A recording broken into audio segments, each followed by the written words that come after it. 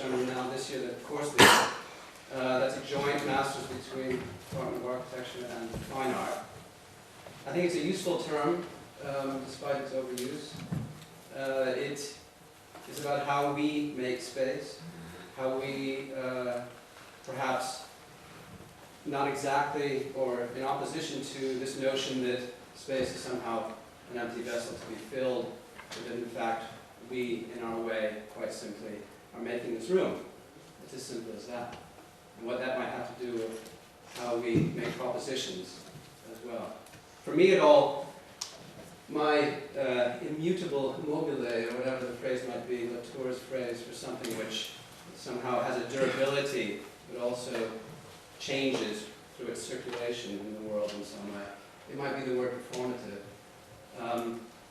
Again, performativity has gotten a lot of mileage or kilometers in the last many, many years.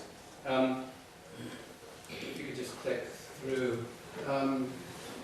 It's a performative city which I'm interested in from various angles, and I'll talk about those in a minute. It could be called the contingent city. It could be called the map city, the observed city, and even, in fact, the everyday city. These are different ways of describing. We could probably talk about, I don't know, 10, 20, 30 other ways of saying the same thing. No, that's all right. Say that. Saying the same thing. And I think that through the work that I'd like to talk about in terms of both my own with students and some of the staff, I think that we touch upon these various areas. I think it has a lot to do with looking at, again, space as being something which is only or significantly about relationships. And it has to do, from my point of view as a teacher, it has to do with how we can help students in their creativity to use those kinds of relationships as part of the work quite explicitly. I know that you do work here in this school which touches on things. I noted the one-to-one sketch, doing things in the landscape, making things as part of a process or as an end product perhaps, I don't know. I'll just like to take you through some of the things that I've been doing. There's a couple of words up there. I think the thing that is, for me, key is this notion of spatial transformation and complexity. I think that architecture's not everywhere, and certainly not here, I don't think, but in many places, architecture education is not commensurate with the complexity of the world. And I've often been frustrated by that, and how we can help students through different tools, through different ways of looking, get at some of that complexity in order to broaden their creativity. Spatial transformation itself is an odd thing. I mean, I think if the reason I started looking at performativity as a word comes out of the linguistic sense of it initially. It's gone through many different guises now. Which was saying by Austin that, words can do things, essentially. So, here you look at an architectural education, I don't even want to say the word typical, but in many places, where it is all about the propositional, in fact, and it's not about the transformational. Yes, those propositions can actually change the way we think, I grant you that, of course.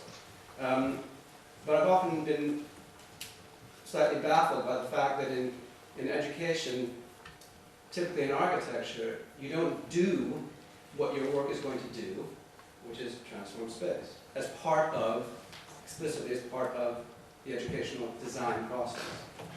So I've been trying to work out various ways of getting that to students so that they can use some of those transformational, performative mechanisms, methods, operations as part of the design process. Next. Thick. It's a funny term in various languages. Thick can mean stupid. I don't mean it in that way. I'm borrowing it a bit from anthropology. Clifford Geertz, borrowing from Mr. Gilbert Ryle, talking about thick description and how we need to in that time, as anthropologists, I needed to begin to look at how they described places, people, cultures in thick ways rather than in thin ways, which means expanding our vision of what we can include in such a description. So in many workshops that I've done, we focus as an initial phase on looking at the world, let's say, thickly, which is inclusive of many things. And again, which gets us to thick space, which we're in. And the key is, I think, for me, to find out how, again, we can get at that thick stuff, how we can use it in ways which both precedes and goes beyond the propositional. Next. Or even next again. So these are some of the people talking through performativity. I don't want to go into that right now, it's quite a bit of another lecture. But performativity itself has changed, been taken on by various disciplines, not the least of which is looking at the way we are performed by society, particularly in terms of issues of gender. Next. And this notion of being in the thick of things is an ongoing theme. One of the best kind of examples of that, I think, is from Desserteau, who talks about looking at the city from above in a kind of more geometric way, and being on the ground. People have talked about how academic disciplines typically are about not being on the ground, but looking at things. And I think it's quite crucial that we are in it and understand that participatory nature of being in it, and how that affects us. There's lots of, I don't want to say problems, there's lots of interesting aspects to that, not the least of which has to do with representation. Next. And that comes to bodies in space, and how we use our own body to make things, to understand that our bodies are part of this space, and how might we experiment with our own bodies in making things which might not be propositions for a building, but in fact are changing space as we make them. I think that one of the problems that I find when I look at a first year group of students is that, at least in Britain, I don't know about here, they come to the program quite young, I think, and in Britain, unfortunately, it's very focused, so they're getting their honors degree in architectural education. And they come, they say, I want to be an architect. And you say, well, what does that mean? And they say, well, I want to do that and that and that. I want to draw like this. I want to make these things, etc. What they haven't considered at all, it seems, is that there are bodies in space for whatever, 17, 18 years, and they come with an incredible knowledge of space.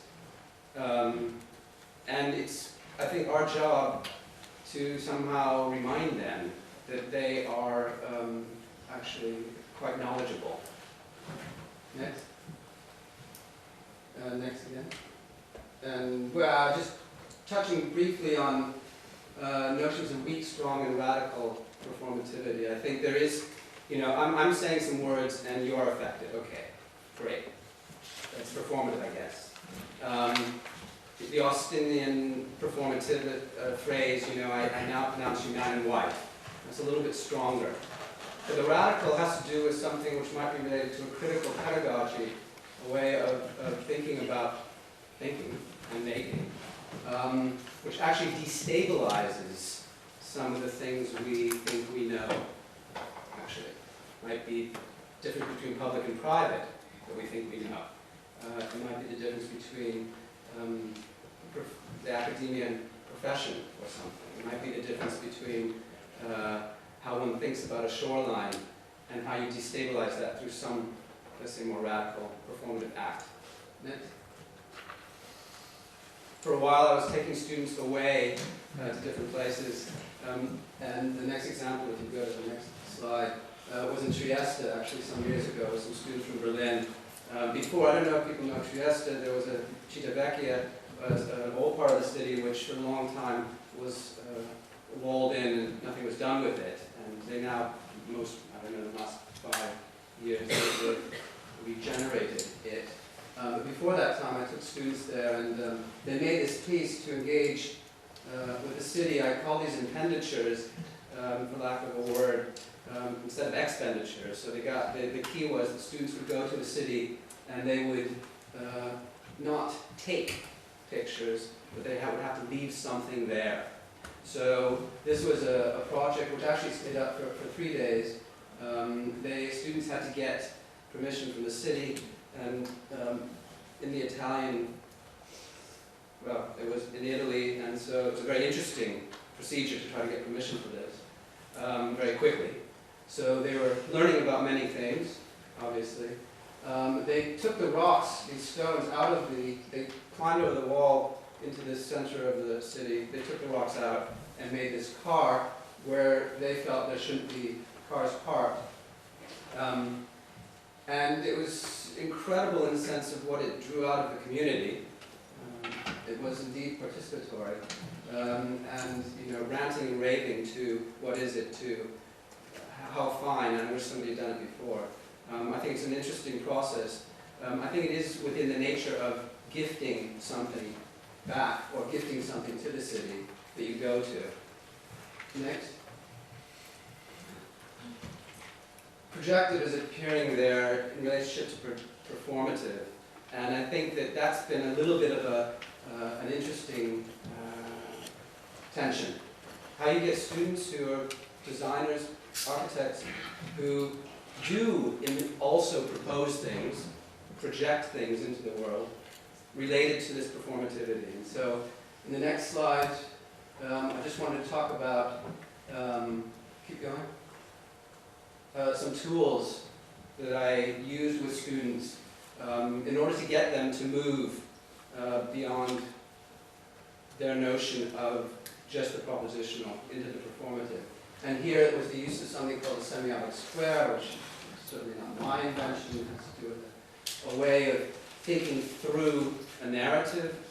Originally, although Rosalind Krauss used it to describe, as you see in this bottom right, different relationships between different things, which might be called not architecture or sculpture, getting a handle on that.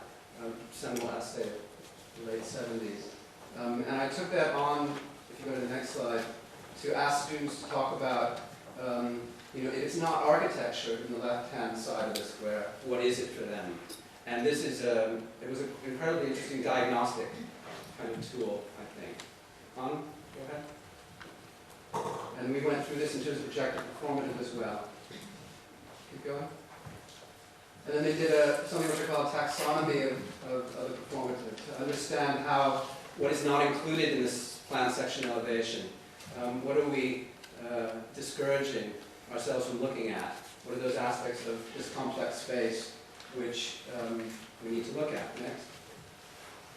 And these are some of the things that came out very different from each other in terms of these taxonomies. Next.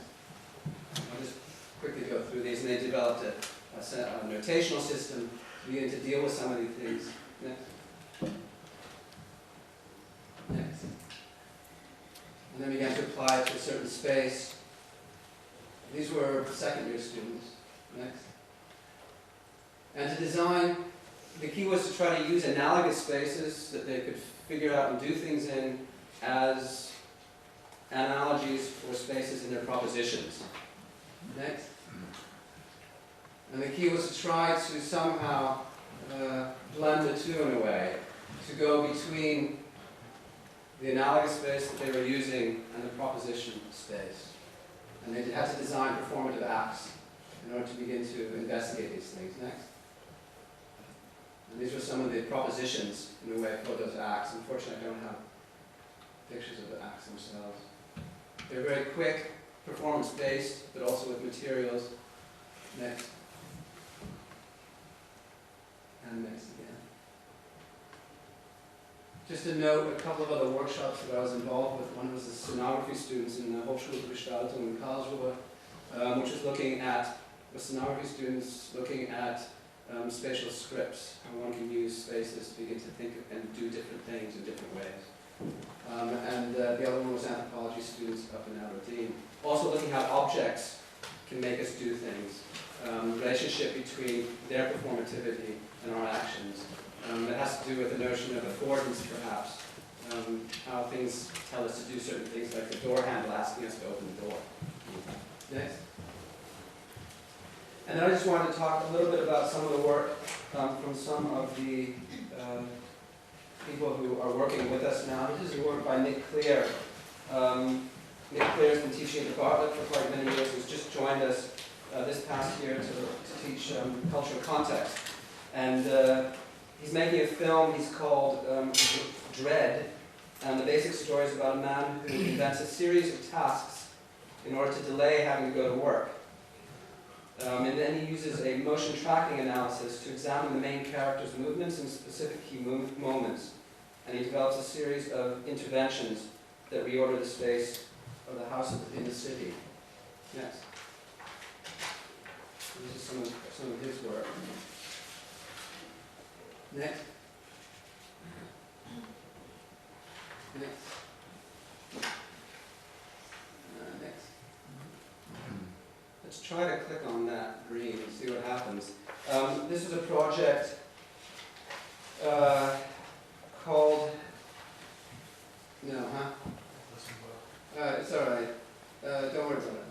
Don't worry about it. It's a project, very nice project by Oliver from Lewis, who's the head of the BA Ons course. He's just recently done, and it's called Touching the City.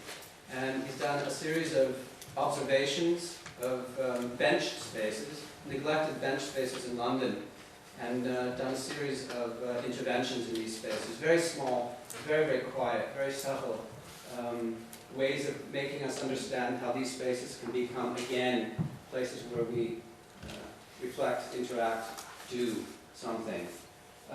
Look online, it's called touchingthecity.org, I believe. Next, please. Sorry about that, I thought that might work. This is a project from students from Gabor Stark, who's joining us this year from Berlin.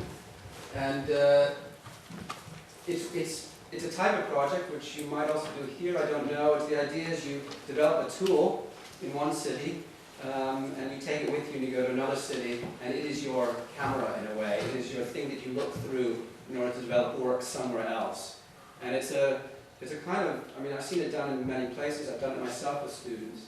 And the original object was one of these tool containers that you get from a DIY house. Was the original container, and they did a Berlin-Paris project. Next, please. Which began to be then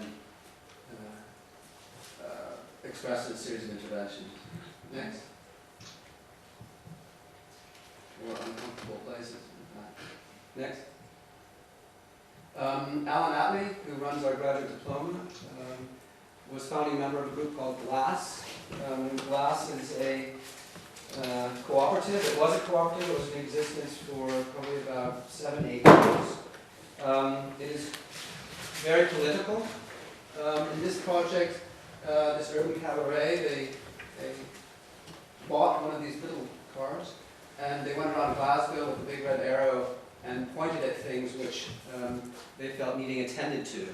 And they created quite a stir. The community involvement was truly incredible, actually. As they say, develop new mechanisms for opening access, highlighting injustice, and reimagining how we might use our cities for the good. They're making a critique of the capitalist organization of architecture profession and the building industry.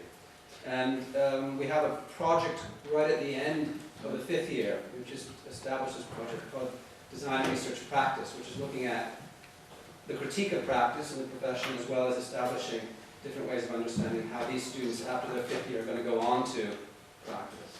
Next, please. This is a project, this is an image from John Bell. John Bell came to us from the AA last year and is heading up essentially our digital area. Besides the MA in Spatial Practices, we'll be offering something called an MA in Digital Acoustics, which is looking at online settlements from a critical perspective, from an architectural and urbanistic perspective. I won't say too much about this. It's reconfiguring the city and reimagining public art, and he's using these quite large displays to begin to question notions of what the contemporary city is about, and its relationship between the virtual and the real, or whatever those things mean anymore. Thanks. This is a, just coming to the close, this is first year project. It's, as a matter of fact, they're beginning this next week. And it is, I think it's a kind of a typical project probably. Has to do with an enclosure. You get a site. The site here is Whitstable, which is on the, it's about a 15-minute drive from Canterbury to the north.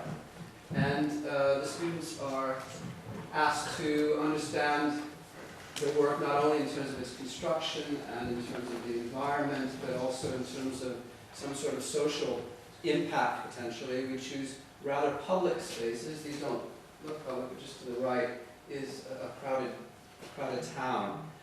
So it is trying to have students from the very start, their very first project actually in the first year, be involved with, I don't even call it one-to-one, just spatial transformation. No scale, or real scale, or whatever, live. Next, please. Next.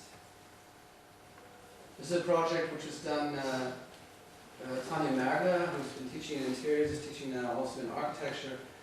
She did with students in Istanbul.